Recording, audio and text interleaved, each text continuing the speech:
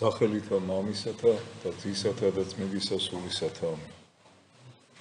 წმინდა მამათა სწავლებანი, მრისხანების, გულმხურვალების და ზომიერი სიმკაცრის შესახებ და ასევე განკითხვის შესახებ. ზოგს მრისხანება სიმკაცრეში ეშლება.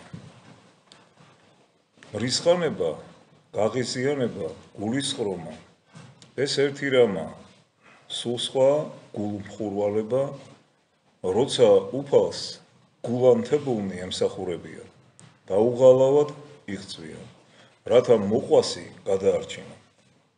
ზოგჯერ იძულებულნი ვართ ადამიანს მკაცრი სიტყვებით შევაგონოთ. ოღონდ ეს სიტყვები კაცრი უნდა იყოს და არა საწყენი. სწორედ ამაში გამოიხატება გულმხურვალება, მოშურნეობა მოყვასის ხსნისა.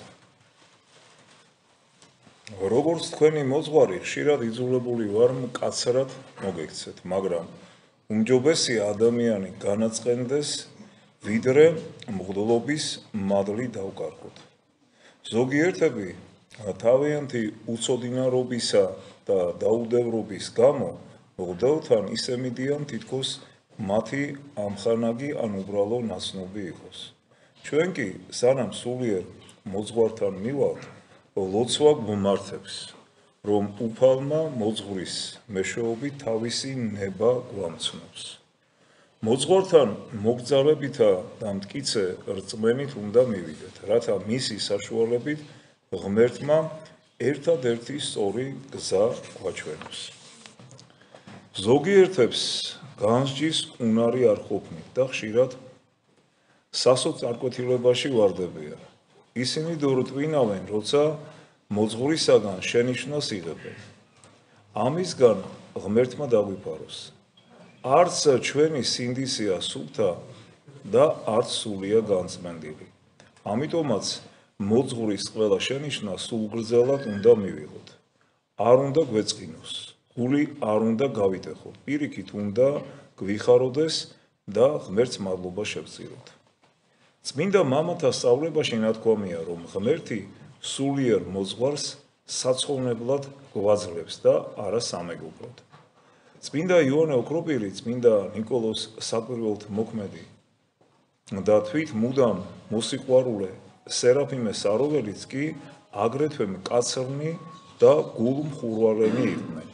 მათ სიცრუის ატანა არ შეეძლოთ.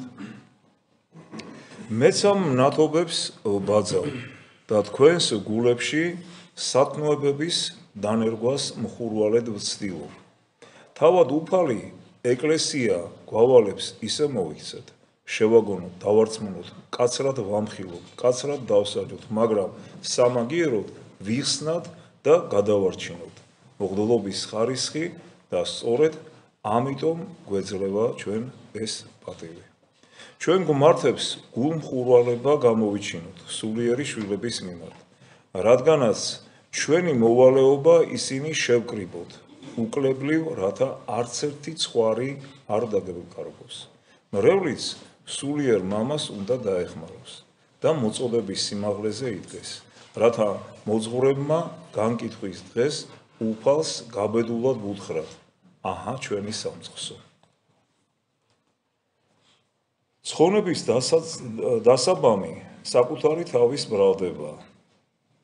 სწორად მოიქცევი თუ სულიერი თვალსაზრისით საკუთარ თავს ყველაზე ცუდ, უძლურ ადამიანად აღიარე.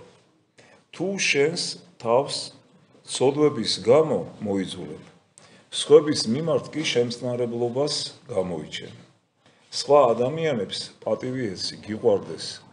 მართალია ცოდვებით არიან დასნეუნებულნი, მაგრამ მაინც უნდა გიყვარდეს, რადგან ღმრთის ხატად და მსგავსად არიან შექმნილნი და არსობრივად იესო ქრისტეს სხეულის ნაწილებს წარმოადგენენ. ყველა ადამიანს პატივისცემით მოეკეცი. შეურაცხყოფას ნუ მიაყენებ, მოწინააღმდეგეს ნუ განსჯი. საერთოდ ნურავის ნუ განიკითხავ და ღმერთიც არ განგიკითხავს. ღმერთმა წმინდა პეტრე მოციქულს ამცნო, რომ არც ერთი ადამიანი უწმინდურად არ უნდა ჩავთვალოთ, მხოლოდ ღმერთია ცოცხალთა და მკვდართა მსაჯული. ვინც ხვებს განიკითხავს, იცოდეს, რომ ღმერთი თავად მასაც განსჯის. ნუ განიკითხავთ, რაითა არა განიკითხნეთ, როგორც ამბობს მათეს სახარება. ნუ გავბოროტდებით, მათ გამო ვინც ცილს წამებს და გვავიწროებს. ყველაფერი მოთმინებით ავიტანოთ. ვიცოდეთ, რომ ღმერთი არ მიგვატოვებს, როგორც იგი ბრძანებს, ჩემი არ შურისგება და მე მივაგო. კერძოდ პავლე მოციქული რომაელთა მიმართ ეპისტოლეში. და კვლავ პავლე მოციქული გალატელთა მიმართ ეპისტოლეში ამბობს, უკვე თუ ურთიერთარს იქბინებოდით და შეიჭამებოდით, იხილეთ ნუ უკვე ურთიერთარს განილინეთ. ანუ თუ ერთმანეთს ცუდად მოეკეცით, ერთმანეთს ავნეთ, ამით ისევ და ისევ თქვენ გევნებათ. თქვენ გამოიფიტებით და თქვენ განილევით. საკუთარ სულს გაუფრთხილდი, სხვა თუ დაეცა, ნუ დასცინო. ვინც მოყვას განიკითხავს, გულში ამცირებს, მრისხანებით ამხელს. მასზე სულს ლაპარაკობს, მას ღვთის წყალობა განეშორება და ყველა სიკეთე წყალში ჩაეყრება. ღმერთი ასეთ ადამიანს ჭეშმარიტ სინანულს ართმევს. ცილის მწამებელი ეშმაკს ემსახურება, დაცინვით თავს ნუ შეიქცევ და ვინც განიკითხავს მათ, ნუ თანაუგრძნო, რადგან ასეთ ადამიანებს უფალი ტოვებს. ნუ განიკითხავ, უფლის მსჯავრს დაელოდე. იგი განაცხადებს, დაფარულს და გამოაჩენს გულის რახვებს. მაშინ ღმრთისაგან ყველა თავისას მიიღებს, საკუთარი თავი განსაჯე და სხვას განკითხვის საბაბს ნუ მისცე. განკითხვა უფრო მეტად ამპარტავნებისაგან მომდინარეობს. ვინც განიკითხავს, ის ვერასოდეს ვერ იქნება თავდაბალი და ასეთი ადამიანი ვერც იესოს ლოცვას შეითვისებს. ლოცვა ღმრთის მადლია და ის სათნოებების გამო გვეძლევა. ბილსიტყვაობა სული სიკვდილია. ვინც სულ სიტყვებს ამბობს, მისი ლოცვა და მარხვა ღმრთისათვის ამაზრზენია. პავლე მოციქული ბრძანებს, რომ მაგინებელნი ღვთის სასუფეველს ვერ დაიმკვიდრებენ. ქრისტესთან ერთად ჯვარცმული ავაზაკი კაცის მკვლელი იყო, ხოლო იუდა მაცხოვრის მოწაფე და მოციქული. ავაზაკმა სასუფეველი დაიმკვიდრა, იუდა კი წარწმდა. ამიტომაც ადამიანი არ უნდა განვიკითხოთ. მართალია, ცოდვილია, მაგრამ განა ვიცით მისი საქმენი კარგია თუ ცუდი. ბევრი ადამიანი ხშირად ცხადად სოდავს და ფარულად ინანიებს. ჩვენ მათ სოდებს ვხედავთ, მაგრამ მათი სინანულის შესახებ არაფერი ვიცით. მათ როგორც სოდვილებს ისე განვიკითხავთ. სინამდვილეში კი ისინი ღვთის წინაშე წმინდანებივით არიან, რადგან სინანულით განიწმინდნენ. ასე რომ უმორჩილესად გთხოვთ, გულში წყენას ნუ ჩაიგდებთ. ნურავის ნუ განიკითხავთ. მოვა სამართლიანი მსაჯული და ბნელს ნათელს მოჰფენს. გულის რახვებს ის განაცხადებს. გახსოვდეს, რომ მღვდელი შენზე მაღლა დგას. ის თუ ცუდად მოიქცა, ესე იგი ღვთის წინაშე შესწოდა. შენ კი სხვების მსაჯულად არავინ დაგადგინა. ნურავის განიკითხავ, განსაკუთრებით კი სასულიერო პირებს. რწმენით ღვთის მოშიშებით ჭეშმარიტი სინანულითა და სუფთა სინდისით ეზიარე. ღვთის ანგელოზმაც რომ გაზიაროს, ისიც ვერ გაგწმენს ცოდვებისაგან თუ უღირსად ეზიარები. სასულიერო პირების შესახებ არის ნათქვამი განკითხვის შესახებ და ხო მე მინდა ვთქვა იმის შესახებ, რომ არა მარტო სასულიერო პირების, არამედ ერის ადამიანების შესახებაც, როდესაც ვამხელთ, ეს სულ სხვა რამ არის და როდესაც განვიკითხავთ, ეს სულ სხვა რამ არის.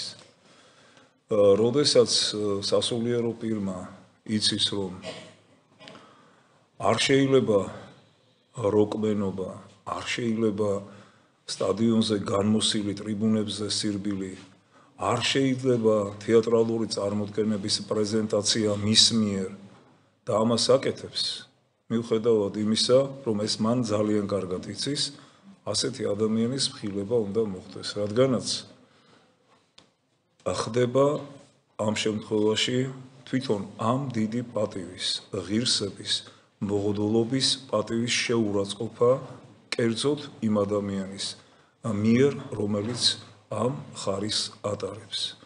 და ამასთან ერთად, რაც ყველაზე მთავარია, ხდება შეურაცხყოფა და დისკრედიტაცია წმინდა ეკლესიისა.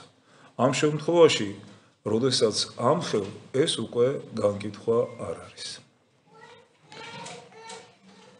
იუდამ თვით მაცხოვრისაგან მიიღო ზიარება, მაგრამ რადგანაც უღილსად ეზიარა, მასში სატანა შევიდა. და დაგვიფაროს უფალმა ღმერთმა, რომლისა არს დიდება უკუნითი უკუნისამდე. ამინ. ეს შეგონებანი წმინდა მამებისა სხვადასხვა საკითხს ეხებოდა, იმედია ყურადღებით ისმენდით. ჩვენც სასულიერო პირები ყურადღებით კითხულობთ, ვისმენთ სწავლებას სახარებისას, წმინდა მამებისა, რადგანაც როგორც თვით ახლა ამ სწავლებებიდან თქვენ მოისმინეთ, არავინ არ არის უცოდველი. ყველა ადამიანი ცოდვილია, ყველა ადამიანს აქვს თავისი სისუსტეები, ამიტომ ჩვენ უნდა ვეცადოთ, რომ ჩვენ სისუსტეებს მივაქციოთ ყურადღება და არ განვიკითხოთ, ხოლო თუ კი მოძღვრისგან იქნება შენიშვნა, იქნება კაცრი დამოკიდებულება იმისათვის, რომ რაღაცას ისე არ აკეთებ, რაღაცას შენ სულიერი ცხოვრებისათვის, რაც არის მნიშვნელოვანი, ისე არ უდგები სულიერი თვალსაზრისით, რომ გამოასწორო, რომ ცხოვრების გზაზე დადგე. ასეთ შემთხვევაში, როცა ვინმე ჯერ ბილად გეტყვის, მერე მკაცრად გეტყვის, მადლობა უნდა უთხრა. რომ ყავს ესეთი ადამიანი, რომ გარიგებს და გეუბნება, რომ მოდი შვილო, ასე ნუ მოიქცევი, რათა არ დაიღუპო. ამას რა ჯობია, როცა ესეთი ადამიანი, უბედურია ის ადამიანი, რომელსაც ასეთი დამრიგებელი არ ეყოლა. ასე რომ ჩვენი ამ პარტავნება დავაცხროთ და შევეცადოთ, რომ ღმერთს მადლობა აღუვლინოთ იმისათვის, რომ გვერდზე მდგომი ადამიანი გვყავს. ეს იქნება სულიერი, სასულიერო პირი, თუ ერის ადამიანი, ამას მნიშვნელობა არ აქვს. როდესაც მეგობრულად, სულიერი, მეგობრული თვალსაზრისით შენს გვერდზე დგას და უნდა რომ შენ გადარჩე და არ დაიღუპო. ღმერთმა დაგლოცოთ და გაგვარცხოთ.